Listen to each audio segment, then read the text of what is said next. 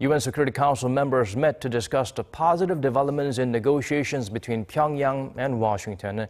There was tension between the United States and North Korea's two allies. China and Russia believe there should be changes to sanctions on the regime. Jung-hee has the details. The 15 member nations of the UN Security Council gathered Thursday on the sidelines of the UN General Assembly to discuss North Korea. The meeting came after U.S. Secretary of State Mike Pompeo accepted North Korean leader Kim Jong-un's invitation to Pyongyang, and after President Trump revealed that he received another letter from Kim. Against that backdrop, it was a standoff between the U.S. and North Korea's neighbors, China and Russia, over sanctions. Secretary Pompeo said they'll have to stay in place until North Korea denuclearizes and credited the sanctions for the progress made up till now.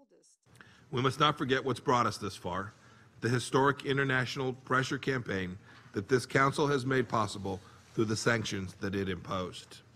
Enforcement of UN Security Council sanctions must continue vigorously and without fail until we realize the fully, final, verified denuclearization.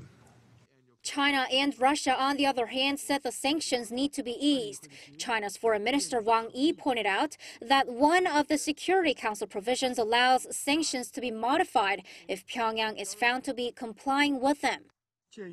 Given the positive developments, China believes that the Security Council needs to consider invoking in due course this provision to encourage North Korea and other relevant parties to move denuclearization further ahead. And Russian Foreign Minister Sergei Lavrov said sanctions can't become a, quote, instrument of collective punishment. I would just like to remind you that any negotiations are a two-way street. North Korea's actions towards gradual disarmament should be followed by easing of sanctions. There should be reaction towards every action.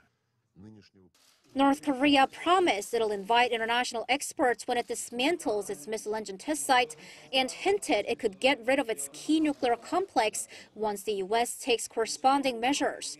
But differences remain between the U.S. and the two allies of the North over what comes next.